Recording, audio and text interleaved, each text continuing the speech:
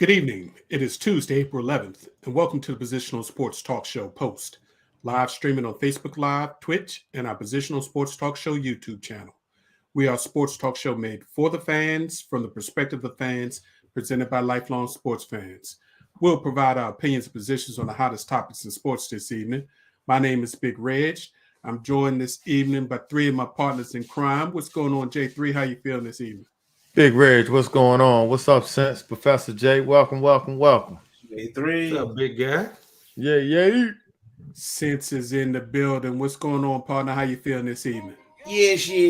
Feeling good, feeling great. What's up, J3? What's up, Cuzzo? What's up, Big Reg? Let's talk some sports. Upset.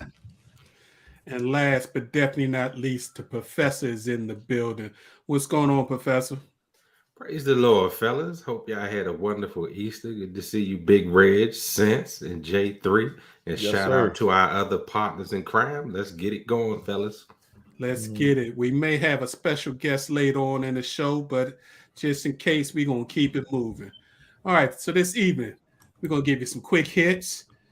We're going to give the WNBA their due. We're going to talk about last night's draft and some other WNBA news.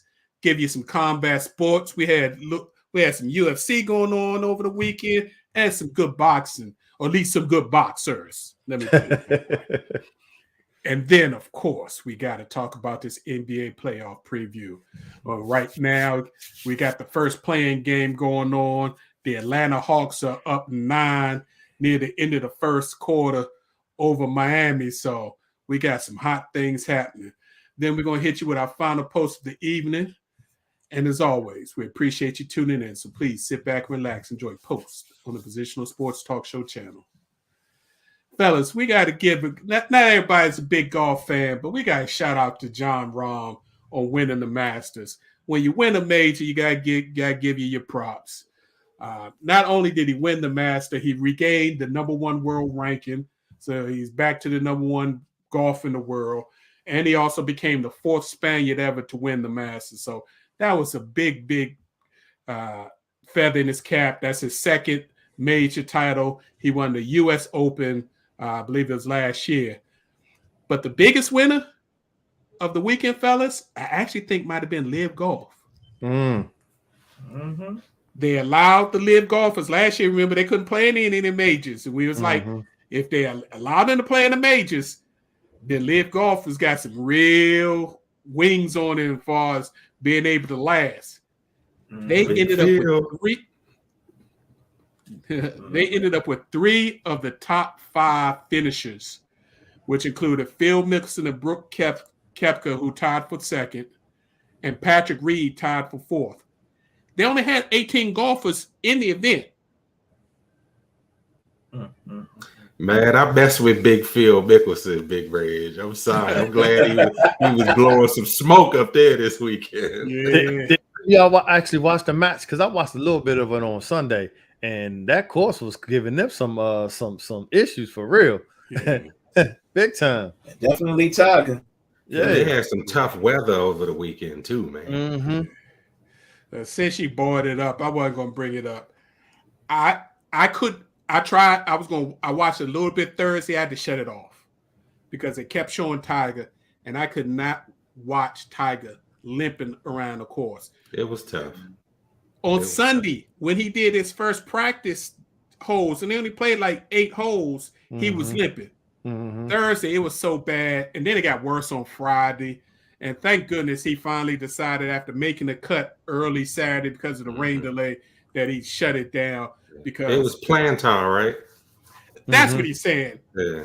I think he's just picking a piece of the body to say why his leg won't hold up anymore. Well, at least he was smart enough to bow out. I mean, instead of trying to force his way into it and making himself look bad.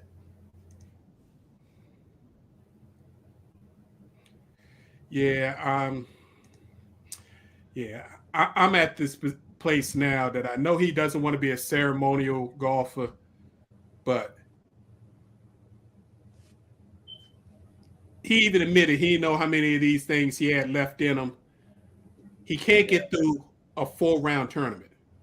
I'm thinking the same thing, Big Reg. Yes, it's kind of like starting, to starting the process of what we all, knew was going to come eventually. At least in my eyes, that's what I saw. Yeah. So, and I mean, everybody hates to see it because Tiger moves the needle, and we all appreciate what he did to golf, what he did for blacks, and trying to get involved in golf, and he still has a lot that he can contribute to the golf community without hurting himself. Because he says it's painful for him to do it. So don't put yourself through that. Yeah. So. All right. Hey, the DC Defenders got back on that winning track, fellas. They, as Professor said, they got over that Monday night hype game. But Big Reg, it was a tough game. I watched back, it. man. Yeah. I was like, man, if they get this game away, man. Greg Williams started to do some of the same mess he did with the Redskins, man. His defense was giving up too many big plays, and then he brought DJ Swearinger back, man. Yeah, what's that about? I saw that. I'm like, huh? You know, bum. I don't even know why he was even on. Why the mess up a good thing? Like you got something going with what you already have. Why try to bring somebody into the mix and throw things off? They've had some injuries. They've had some injuries lately, so they're trying to plug holes for them injuries. Did you see Josh Gordon? He is a manimal. Yeah. Yeah. Baltimore might need to holler. So the win guaranteed them one of the 4 playoff spots, along with the Houston Roughnecks, which is in the other division.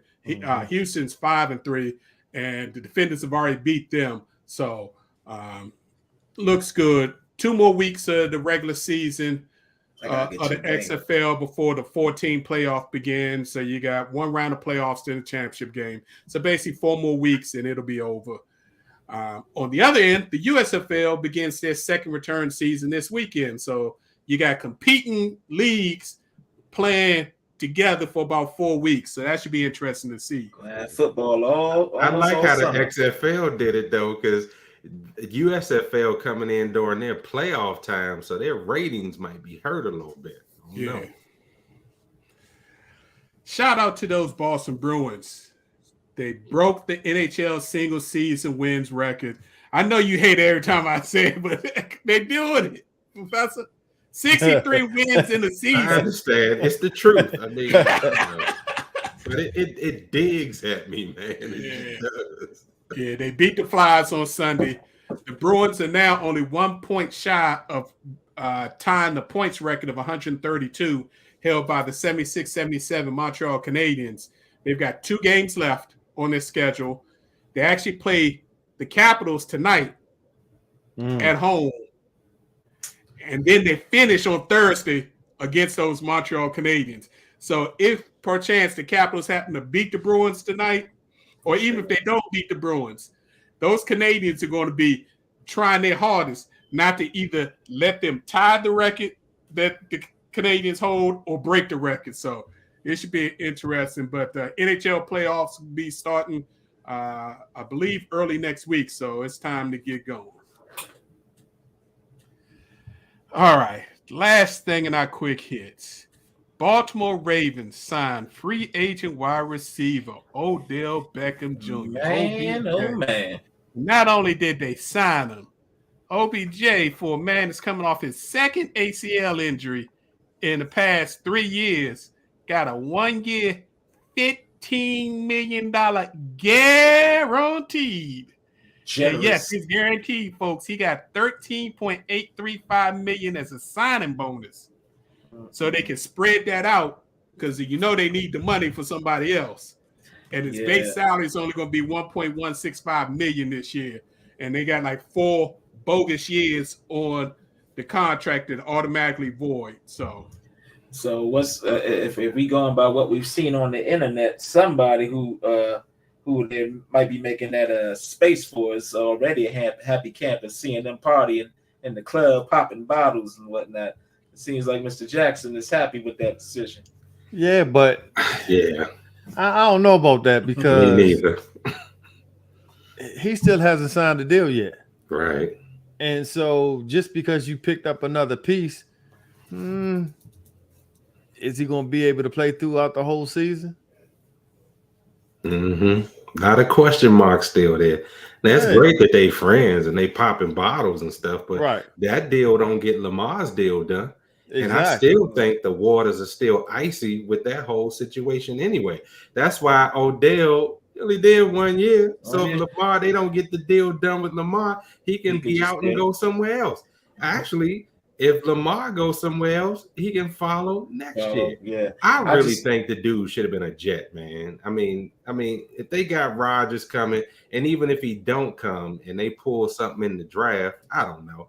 To me, it just would have made sense. And maybe Lamar, I like him to the Jets too, if the Rodgers thing don't work out.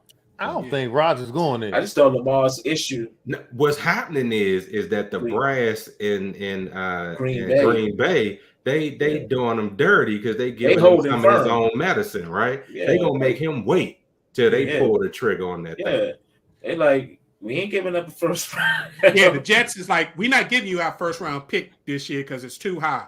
And the fact we don't even know if this guy gonna play more than a year. Mm-hmm. So we'll give you a second and give you a conditional pick for next year in case he plays next year. And Green Bay is playing hardball. So I think that'll be worked out by the draft. Yeah. But if it doesn't happen during the draft, then it ain't gonna happen until after June, because it's actually financially better for Green Bay to make him a post-June 1st trade, because then they can split up his cap hit over 2 years. So Geno done mixed everything up. Is Bridgewater still out there?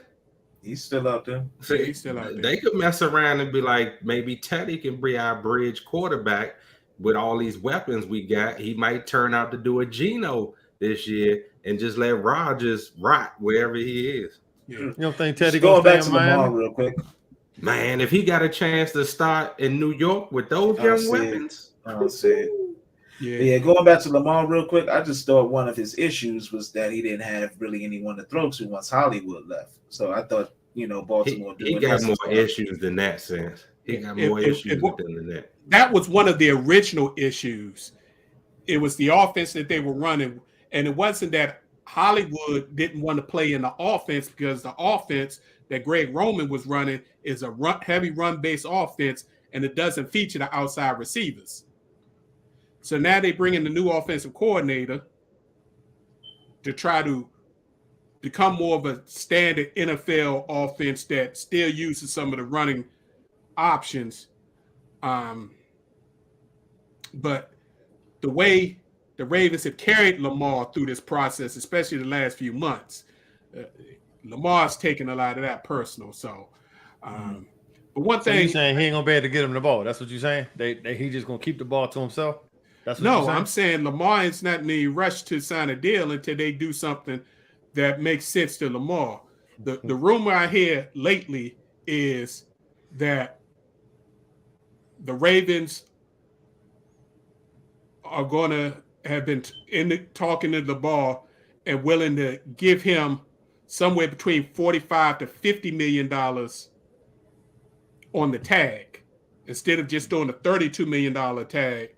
Give him a 1-year tag still, but give him something that's in the $45 to $50 million range, which was kind of the range of the contracts that they had offered him. And then hoping that will get Lamar to at least agree to doing the tag and then come back in. And then Lamar will still have options the following year, because if he gets a high number this year, then if they try to tag him again, they got to get him 20% of that number as an increase. So if it's $45 million on the low end, that's another $9 million. Then the next year he'd be making $54 million. So that's almost $50 million a year. If it's $50 million, then you're talking about $60 million. So they ain't gonna tag him twice. So I think that's where it's gonna end up falling. It's Lamar's gonna play on the tag, but it's gonna be a big number tag. It's not gonna be. All that would be guaranteed, right? All that would be guaranteed. All of it 100% guaranteed. Okay. I believe it when I see it. I'm with you, J3. Yeah. I believe it when I see it. I don't think he's suiting up for the Ravens again. Yeah. Who he gonna play for? Right.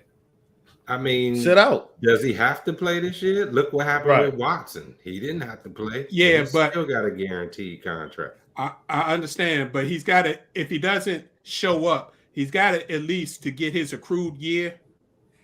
He's got to be active on the roster for at least the number is 4 games. Yeah.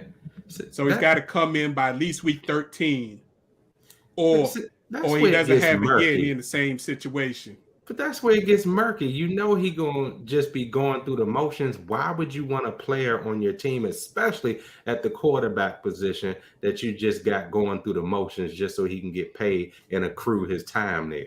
I mean that's it's stupid. I agree. Yeah.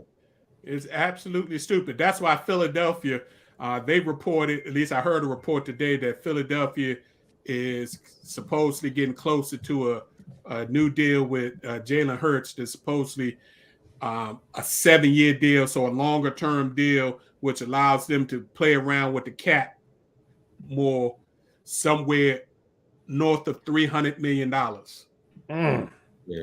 And see, the Ravens can't get them any slack. They had time to get a deal done with Lamar even before Watson got his, and they just kept playing around with it. Yeah. Mm-hmm. So they got to live with it, because you play around with these quarterbacks and then you find yourself in a situation where if we don't pay him, we don't have a quarterback. If we do pay him, we think we might overpay him. Then you end up like the New York Giants, where they're giving Daniel Jones $40 million, and he barely threw. What he have? 14 touchdowns. I'm still baffled by that. Yeah. They were stuck, Sets. They were stuck. They were stuck. You got a new coach that took your team to the playoffs that nobody expected to have happen. You saw the big move in the team, and you also, the ownership felt that they did him wrong, because that was his 3rd coach that he had since they drafted him. So it's like, I would have waited. But pay. You can't wait. He'd have been a free agent.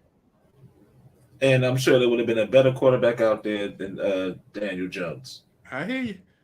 And then you've been hoping that you could find that quarterback. And if you didn't, you'd be trying to find the Teddy Bridgewaters. I was about to say, shoot, I get Bridgewater. But he can't stay healthy all the time. Yeah. All right, let's transfer over to the WNBA. Last night was the WNBA draft. Coming off of the huge momentum from the women's NCAA tournament, which was historic in all aspects, the most viewers, the most in attendance.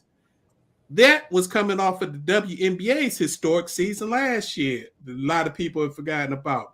They had the highest ratings they had ever had in the WNBA before, the most attendance ever. So they did do a couple of things. The WNBA has gone from 34-game season to 40-game season. So they added some games this year.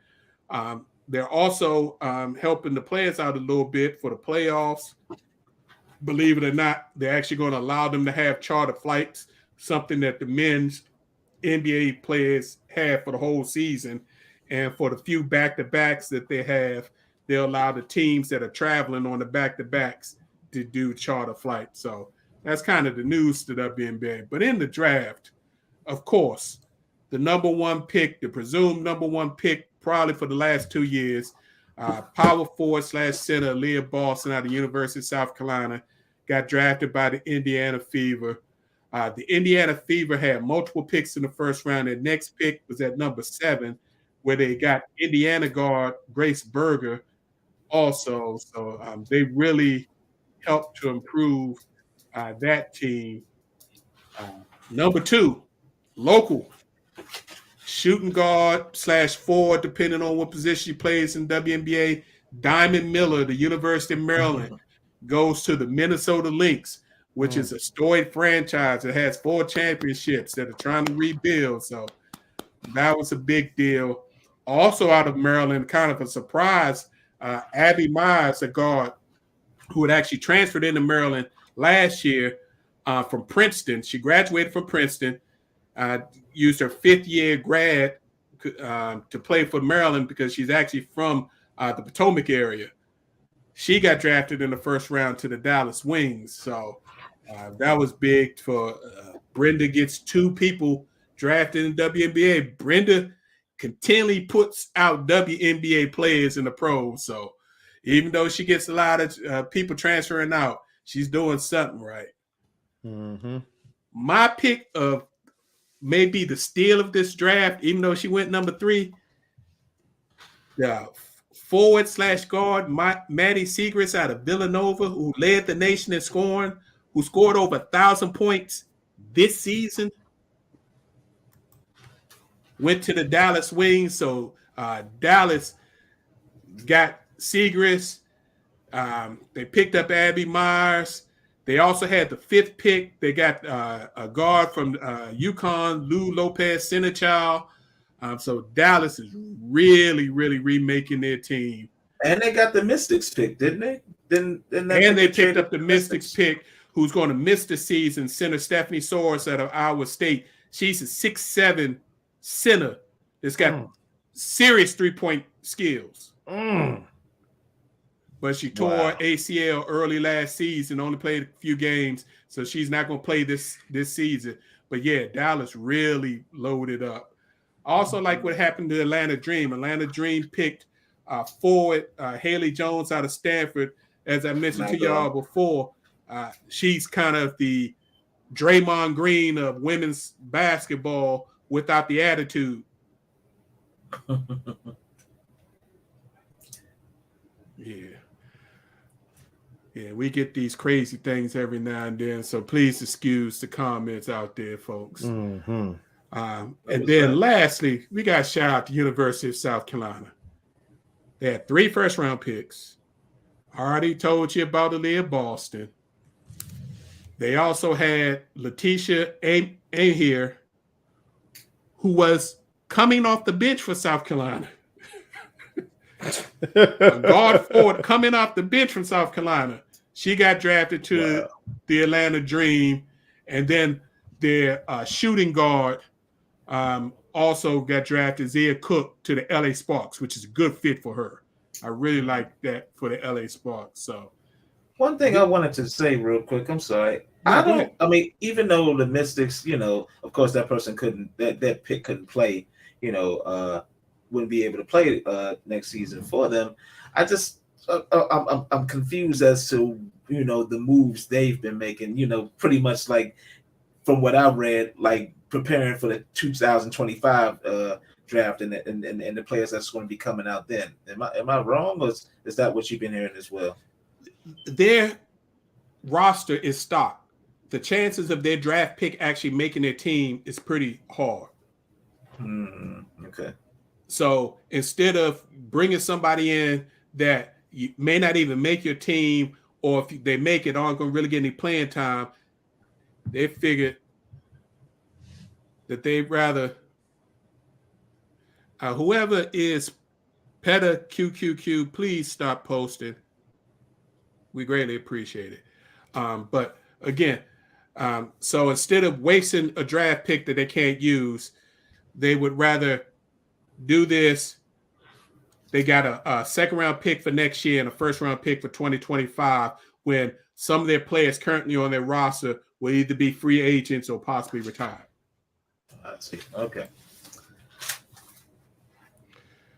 Back to South Carolina, Bree Bill, their forward went in the second round, and then in the third round, their forward center Victoria Saxton went. So they had 5 players drafted off of their squad.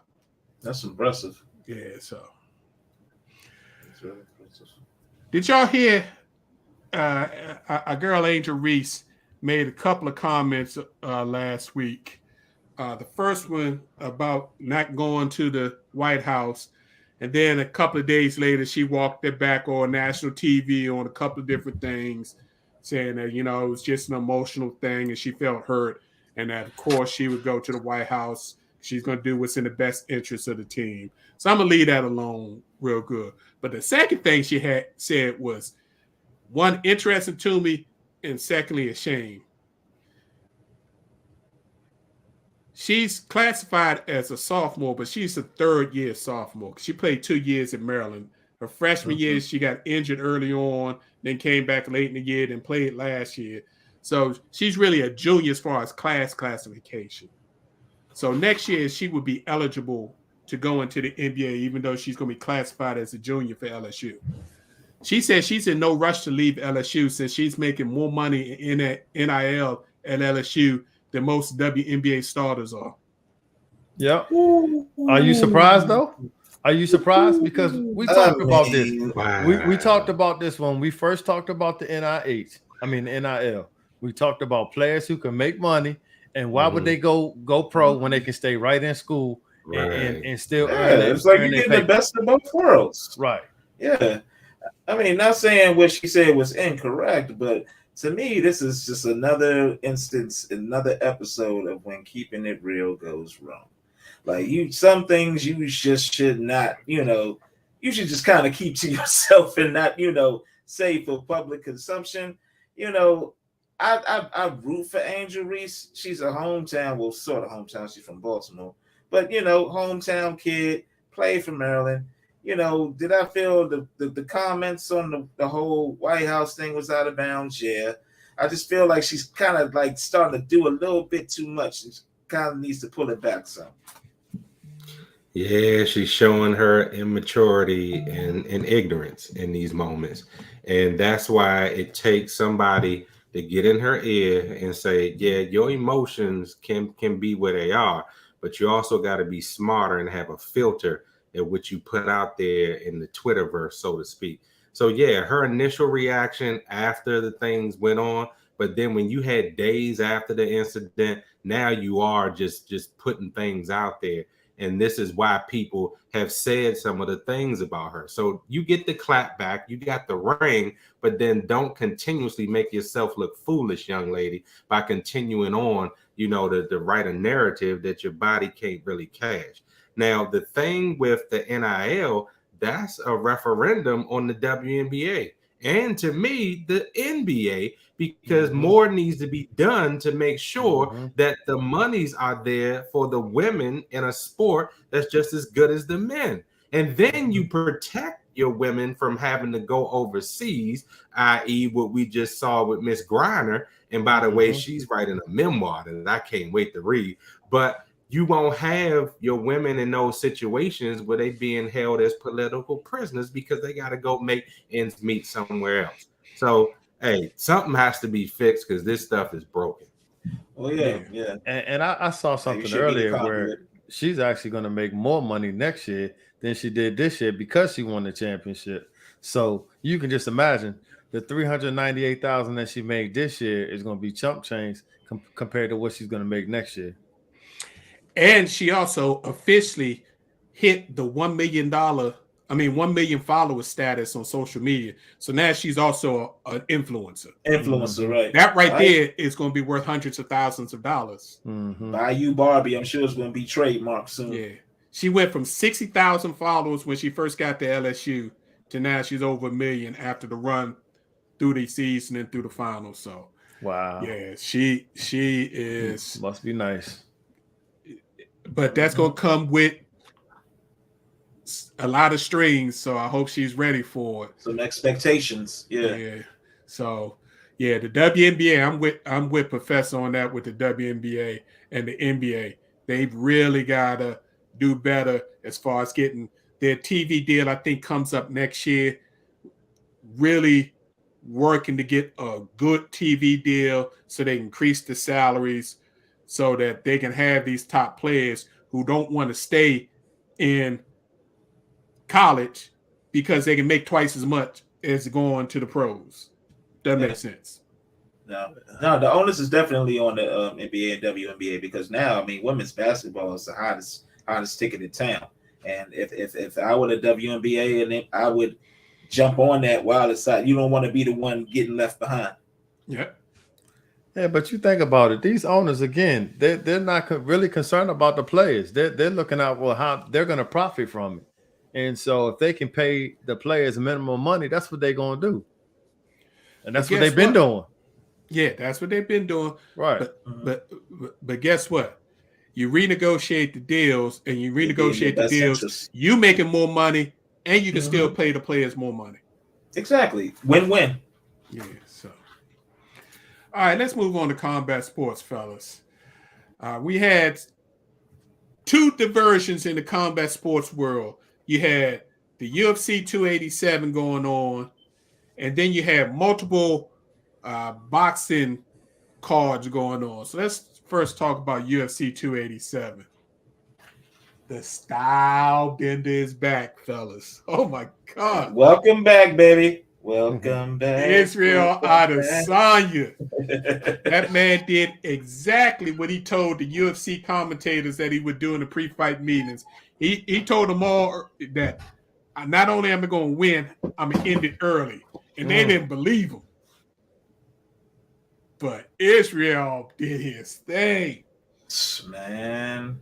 Yeah. He lured the bigger Pereira into him, used his aggression against himself, backed up against the fence. He thought he had hurt Adesanya. Adesanya kind of rolled up, and then as soon as he threw a couple of punches that he rolled and missed and left himself open, Adesanya came off the fence.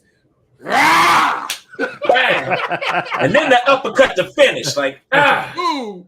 And then when he hit the canvas, just to make sure, he came down with the power hammer fist on. Oh man.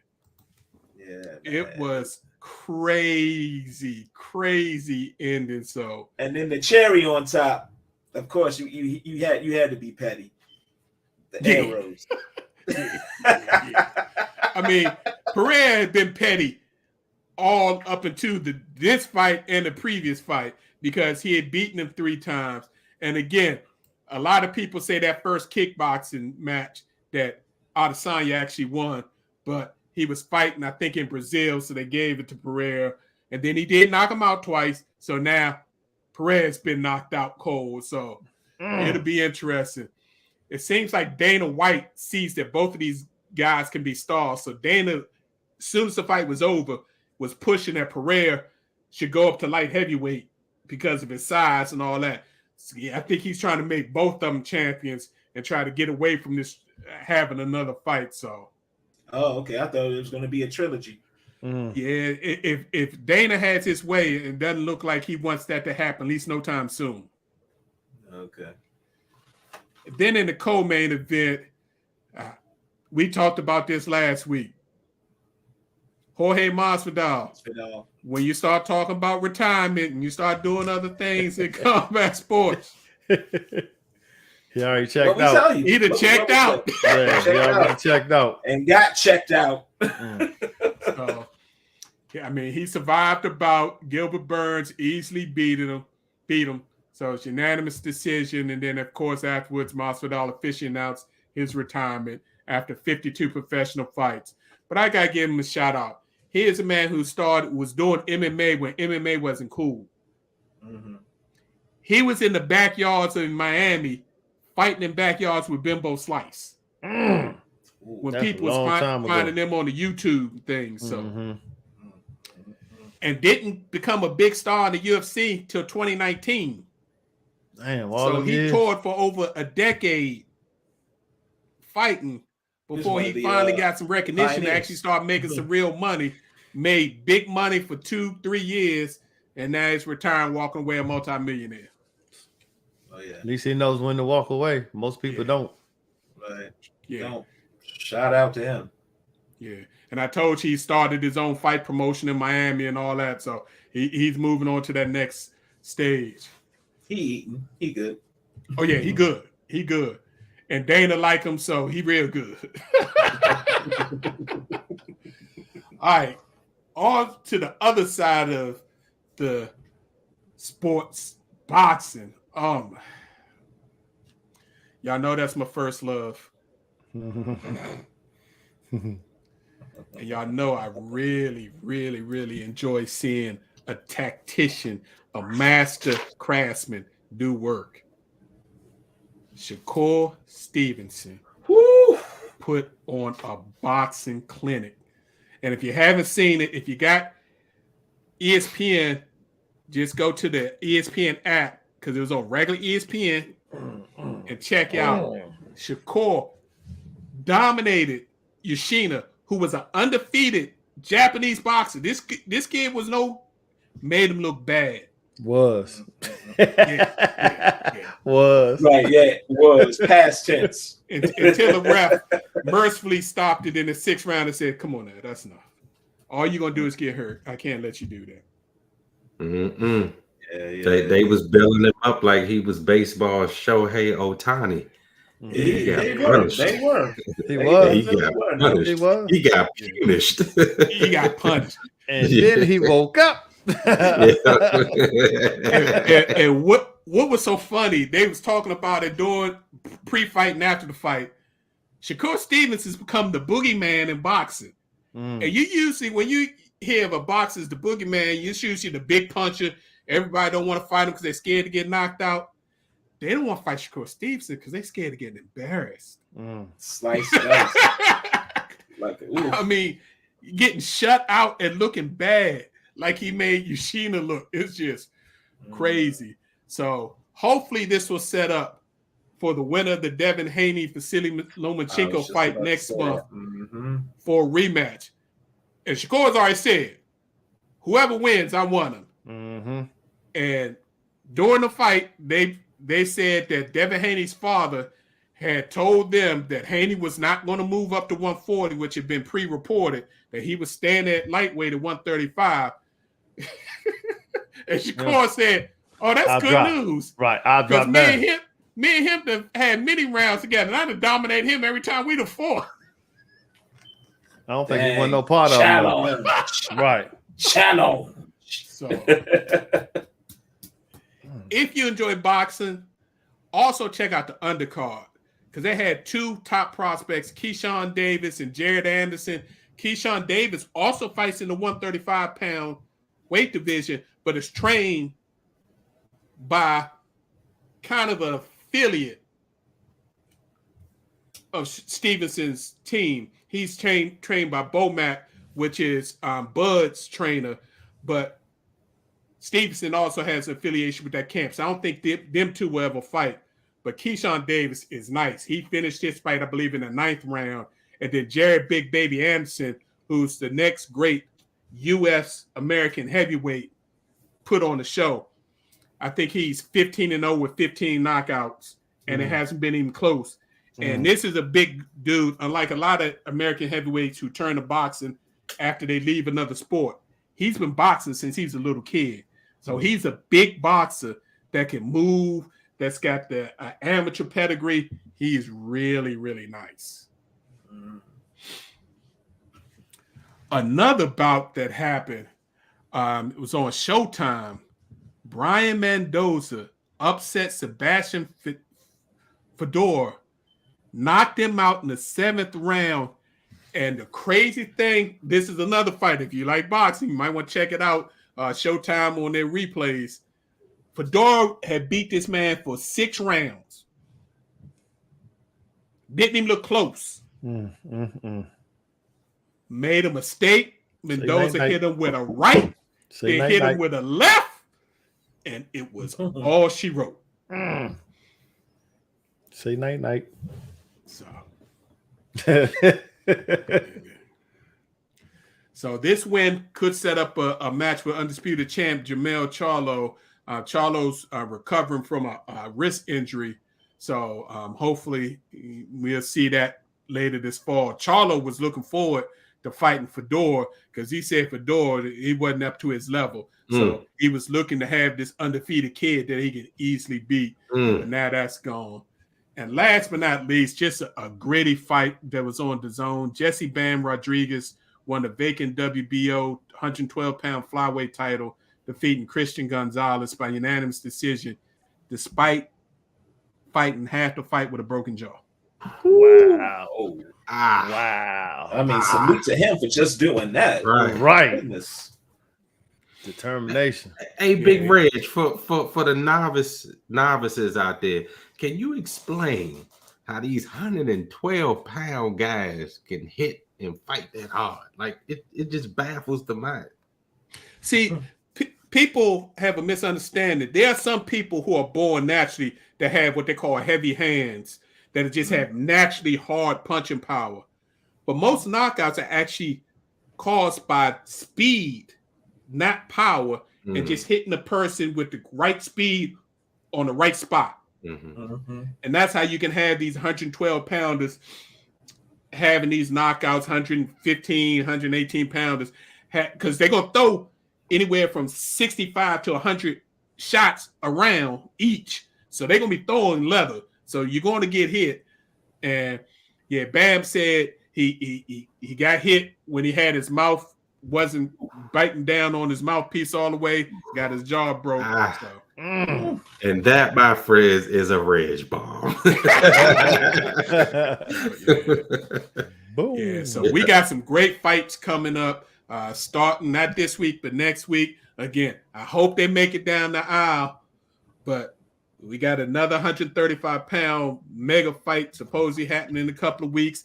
Then maybe got some big fights this summer, June and July. So I'll let y'all know. We're going to have some good boxing coming up. Make sure the ink is dried on the contracts. I was about to say, nobody gets a Charlie horse or something going to that's the ring. next week. Absolutely. It better be going on. That's next week. Talking about Tank. Yeah. Tank Garcia. Hey. Yeah. And I'm not worried about Tank, because Tank need to do this, because Tank don't know what may happen afterwards. So yeah, his future's it's a little Garcia bleak that I'm right concerned now. about. So, all right, fellas, let's talk about these NBA playoffs. We got through the season. Some things didn't work the way some of us might have wanted, so they ended up in play-in games. And then you had, before we start this, what do y'all think about the Dallas Mavericks? 2 games to play, a half a game out the play-in game, and they sit all their players. They don't want to win. Smart. They don't want to win. Yeah. That's all that is. I don't know what Cuban was thinking. They want to bust up that Cuban team. thinking? They gotta be. Isn't Cuban that owner that talked about tanking before? Yeah. He got on the 76ers, absolutely. Yeah. Yeah. Yeah, that was an interesting move.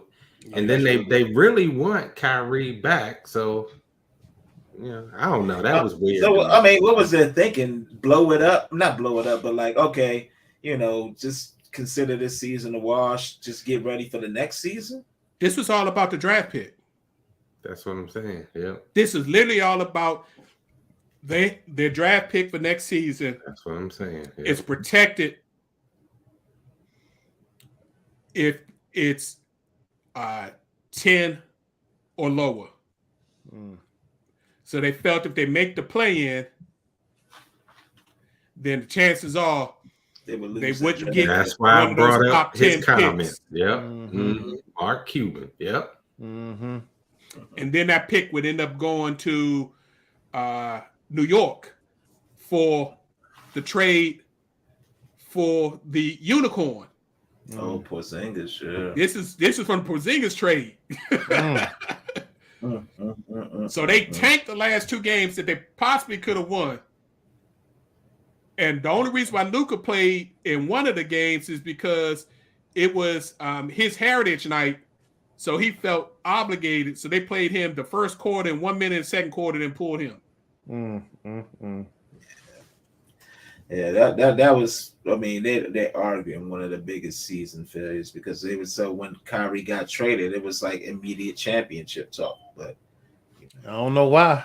I don't know why. I don't know why. They went from 4th pre-trade to out of the playoffs in 2 months. And people blaming that on Kyrie. They call him the team killer.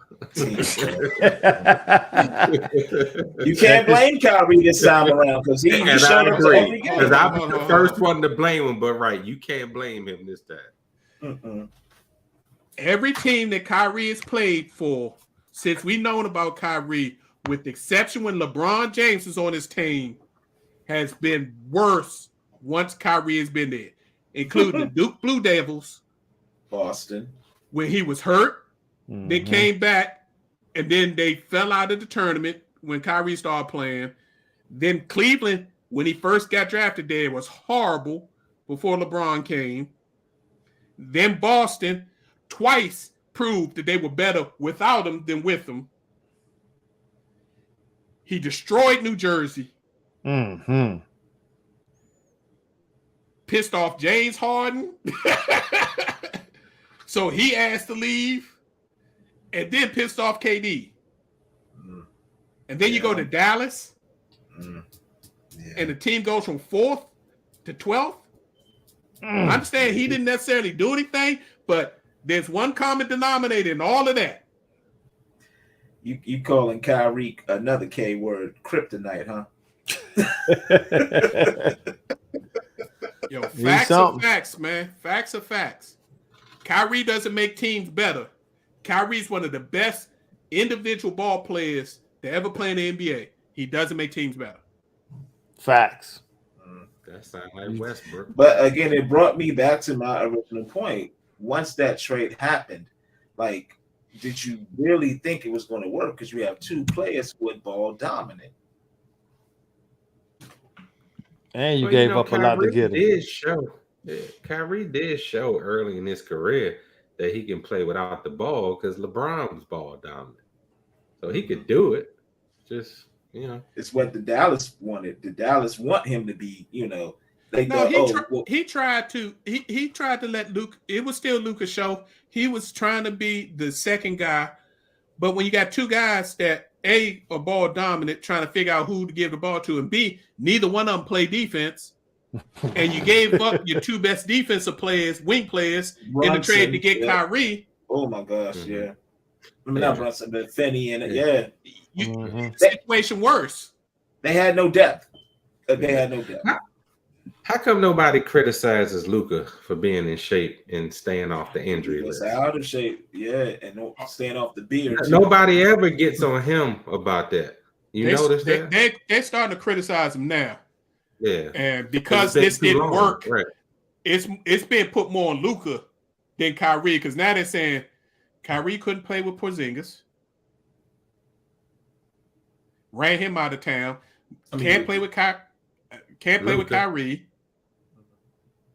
Mm-hmm.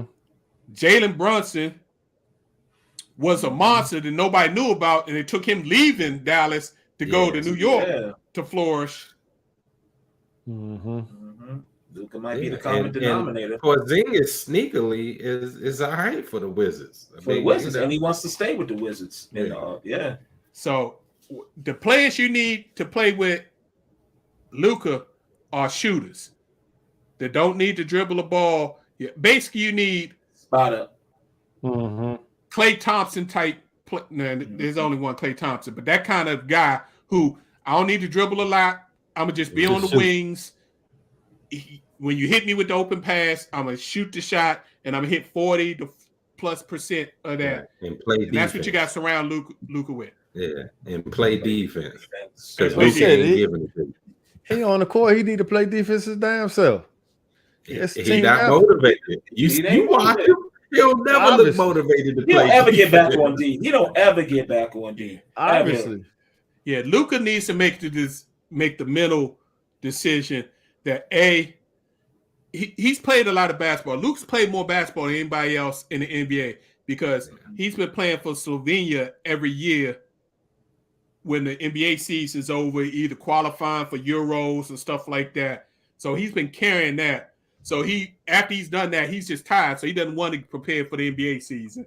So he's got to figure out how to balance that. Maybe if he's going to keep playing for Slovenia, be more selective of when he's playing and when he's not playing. And he's got to come into the NBA in shape and in a mindset where, like Steph Curry finally made the decision. Steph Curry ain't a great defensive player, but Steph Curry about 4 or 5 years ago said, I'm going to play some defense, and I'm not going to let y'all just pick on me anymore, and became at least serviceable.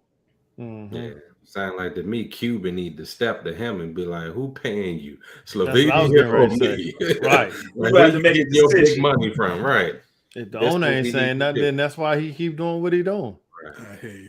So with these playing games, again, for people who don't know how it works, you've got the 7th and 8th seeds play first, and they have all the 7 and 8 seeds playing tonight, the first day of the play-ins. The winner of that game gets the 7th seed. The loser plays again Friday against the winner of the 9th, 10th seed game. So right now you've got the Hawks playing the Heat, and the game is at halftime with the Hawks leading the Heat by 15. Ooh, Wow. 65-50. Oh my What the God. hell? Wow. Can Miami be out of that? Oh my Because goodness. didn't they rest their people at the end of the season? Yeah. I thought that was a mistake. So maybe that news about, everybody's on the trading block hit the Hawks hard. And maybe they're trying to show, Yeah, Trey Young hit it. who should stay and who might be on the out seats. Tonight, you've got the Timberwolves playing the Lakers, 10 p.m. If the Lakers don't win this, Right. Stop. come on now, you got the Staples Tower not playing. He didn't make the trip because he punched somebody. You got their best wing defender broke his hand in the tunnel, punching a wall. It's a golden opportunity. There should be no reason they should not win this game. None. That's why I'm so nervous. I'm like, yo, this is a golden opportunity. Do not mess it up. Come in there, focus. And the Grizzlies already talking trash. We want the Lakers. Yeah, and that would line up perfectly for the Lakers because the Grizzlies don't have any bigs. Nope. They don't have no bigs. Yeah, all your bigs are gone. And you can just double Ja or just double everybody else and let Ja be the only one that scores. Yeah, so it's lining up perfectly for your Lakers.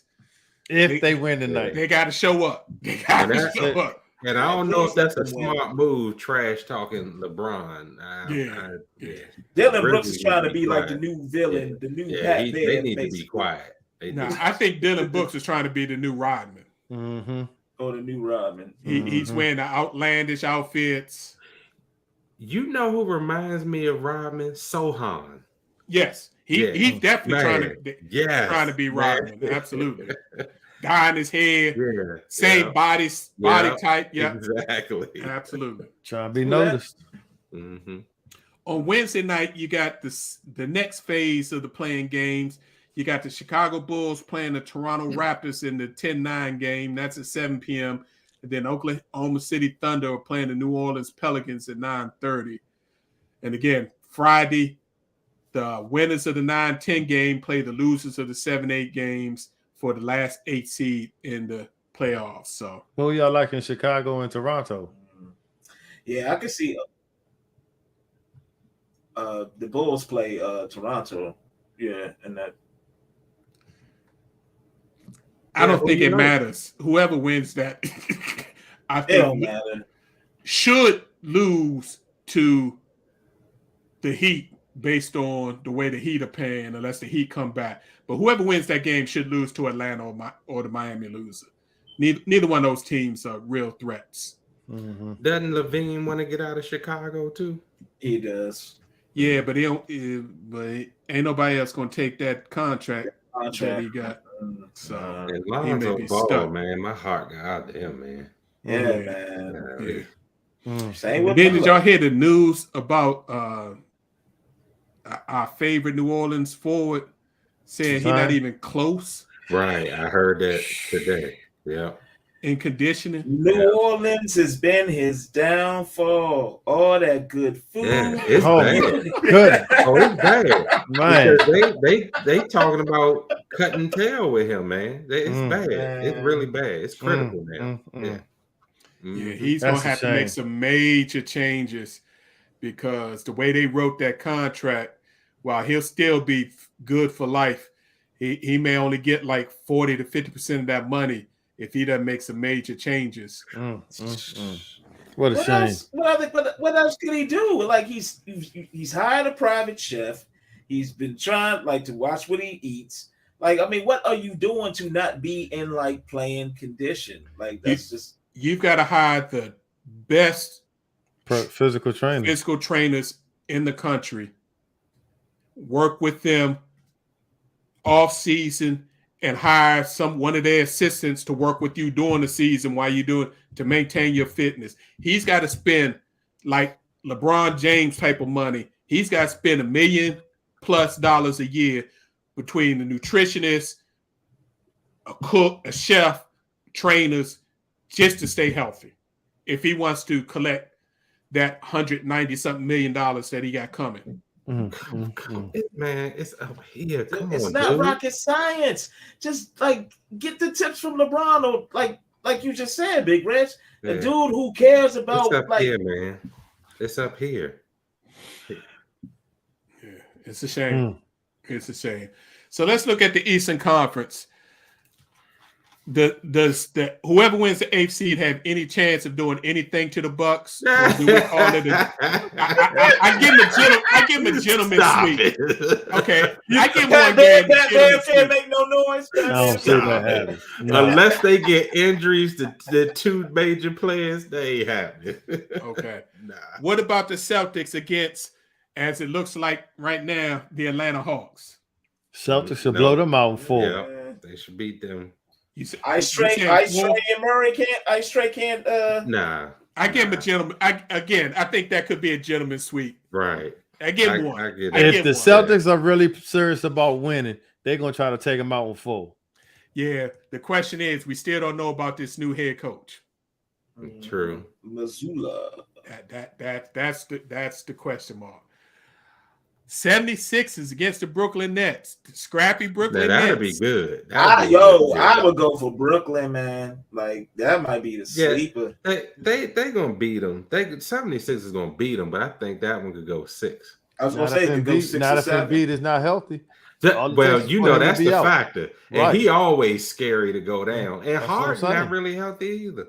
This could be like the same Brooklyn team when they had D'Angelo Russell and Jared Dudley that was like sneakily making noise and dancing. And last, Stephen A. Smith's worst nightmare, the Cavaliers against the New York Knicks. I like the Cavs in 6. I got Donovan. I was gonna say that could go 6 too. Yeah, I got the Cavs and Mitchell too. Spider-Man out to prove something. Yeah. Brunson gonna go off, but I don't think he's gonna try, but he ain't got enough help. Yeah. They gonna have to play. Yeah, that's the thing. They don't have enough help. Like they got like, I mean, with Thibodeau running them into the ground all the time with the way he preaches defense. I don't know if they have enough gas. If their big man show up, what's his name? New York. Mitchell Robinson. No. Randall? With the Braves. Randall. Yeah, Randall. Yeah. But he's injured currently. He's injured currently. Okay. I didn't know. All right. I think he's supposed to try to play, but no. It's the playoffs. You gotta play. Yeah, but he's not gonna be. He played on Sunday. Okay. Mm-hmm. He was on the court. So over in the Western Conference, assuming that your Lakers beat the Timberwolves, I think they will. The Timberwolves should. I don't know. The Pelicans can beat the Timberwolves. So I can see New Orleans. Like, I mean, I can see BI going off. So the Pelicans could like very much beat the Nuggets against the Pelicans could be a very interesting first round matchup because they're flawed. Denver is flawed defensively. Like, man, don't you think Jokic tired of hearing that noise? Oh, absolutely. They're gonna win it. They're gonna win the series, but I think their first round they're gonna play 6 games. Prove it. I think they're gonna have some stumbles. Memphis and the Lakers. That's gonna be a good one. It should be lopsided. If the Lakers can stay healthy, no lopsided. I said it should be. I didn't say what team I was going for. I can't Lakers in 7. Oh. Lakers in 7. Okay. Lakers in 7. If AD can play, AD needs to be a play damn 7 dog. games. If AD can play 7 games, I think the Lakers can overcome. Memphis gonna win at least 2, probably 3. Memphis ain't got no front line. AD, you better. I'm about to be Bubba Dub. AD, you better get your big ass down. Yeah, to AD's credit, he's been balling similar to all of our MVP candidates the last few weeks. So, absolutely, like you say, no fluke injury. He should dominate this team. And the fact that the others are playing so well. And they actually have people that can ball. And now they got help. too. And Reeves is doing work. And every time he that guy that you see him at the pickup game, like, oh, he can't play. And all of a sudden you look up, he Billy Hoyle on you. That's Reeves. All these NBA athletes, like, oh man, he can't. I ain't worried about him. Okay. No, they're gonna have to make up. They're gonna have to make up for the blunder they did on Caruso and pay this man. Like, yeah, they can't mess this one at all. But I was gonna say one thing real quick, and before we move on. There also the additions like of another big Tristan Thompson could provides that insurance too. He provides energy and rebounding. Really? Yes. Why y'all dissing Tristan Thompson? Tristan can't jump Right. off the ground now. I don't even know why you said his name. He's a bum. He's leaned down. He's slimmed down. Since keep hope alive. you be defending Boogie Cousins, him, what's the other one? Boogie Josiah. Boogie Josiah with a Puerto Rican team. They always see the good. As long as they got the purple and gold on his thing, they got the chain. They got the chain. I ride with you. Exactly. Sound like a Dallas Cowgirl fan. That's what he sounds like. Let's go. Yeah. I think the playoff series of the first round is the Kings against the Warriors. Because basically you got the old established Warriors against the new Warriors. Yep. Because that's what the Kings have created. Yep. You got a Warriors ex-assistant Mike Brown down there who created that environment. Neither one play great defense right now. Nope. I think this goes 6 and Golden State wins just because of the experience. I was just going to say that. But Sacramento, if they mess around and get loosey-goosey with the ball, Sacramento can make this thing go 7 and make this very interesting. I just see Steph and Clay just shutting all that down, like hitting it from the daggone logo. And the Warriors gonna have to use their bench again. That's all it is. They're gonna have to use their bench again. Mike Brown is so underrated. People forget that he took a young LeBron and them boys to a finals, man. Back in the day, he's always been one of my favorite guys to be a head coach. He coached the Lakers too, so I respect him. But I mean, I see it going 6. But like I say, I see experience overcoming like youth because there's this is their first time in it, so. I see Golden State winning. Did y'all see what Golden State did Sunday? 55. When they dropped 65 in the first quarter. That's to let everybody know. Thank you, J3. Exactly. They still playing. Don't sleep on us. Serving notice. Right. And quiet as is kept. Everybody said, Clay ain't the same. Clay ain't the same defensively. But Clay led the NBA in 3-pointers this year with over 300 3-pointers. He can still shoot it. Yes. And he's shooting it better than he shot it in a while. So Clay is back. Wiggins, all Wiggins has to do is come back and provide energy and play defense. They don't even need Wiggins to score a lot. He gonna get some points just off of rebounds and stuff like that. You ain't gotta be worried about scoring. We need you to come and be a wing defender. Kuminga need the ball. Gary Payton, the second back, who's going to be an antagonist on defense. So if they get past this first round and get going, Golden State going to be a problem to deal with. Let's see the Lakers next. Should we get past this Memphis series? So. And then the Suns-Clippers series would be good, but your boy Playoff P ain't going to play. So you got and a bunch of others trying to deal with all that firepower. So a lot of people are saying that, this could be Russ's time to shine. Rondo was on First Take talking about like, Russ got a lot of motivation in him to go ahead, especially going against KD with the Suns. So like, what y'all think? Yeah, I don't see that. The Lakers, but I don't think he got anything for Phoenix.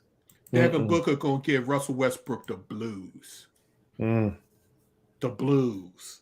And they drop 50 on him. So that's not a good matchup. So all right, fellas, we ran a little bit long. So real quick, Who you think's coming out of the East? Who you think's coming out of the West? Okay. Well, I'm out. I'm gonna go. Go ahead. Go ahead, Professor J. Phoenix Bucks. Short and sweet. Go ahead, J3. I was gonna say Celtics and Okay. the Warriors. Celtics and the Warriors. Okay. I see what you did there. Since the Lakers and who? For nostalgia's sake, I would say the Celtics. I would like that matchup for the championship. Okay. I know you can't fix your mouth to say anybody else. Right, you already knew I was going to pick for the West. You already knew who I was going to pick for the West. And I think we're going to get the matchup that we probably should have got last year if somebody was healthy. I see the Bucks against the Warriors. I think the Warriors are getting healthy. That was my number 2. I think the Warriors going to be ready. And I don't believe that the Suns are ready yet. Next year, they may be if they can stay healthy. But I think the Warriors are going to figure out a way, and they know how to play KD. And because the Suns aren't a physical team that plays right into their style, we got more firepower than you do. Yeah, Chris Paul need them to figure it out now. Yeah.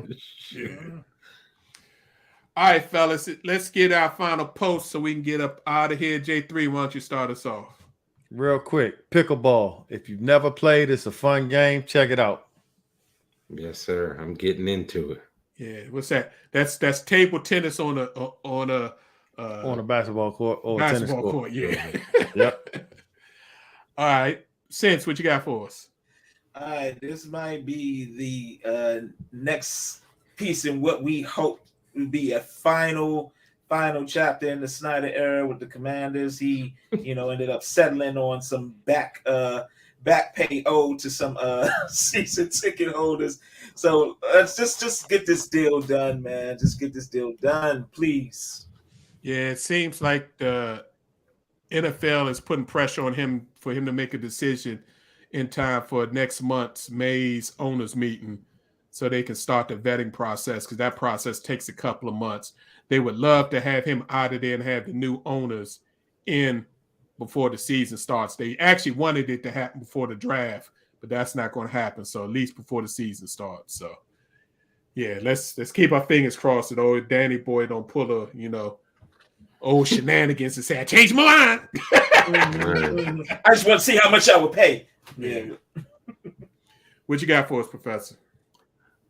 Boy, if there was ever a time that you could, on draft day, trade an owner away, I'm sure he'll be the first one they get rid of.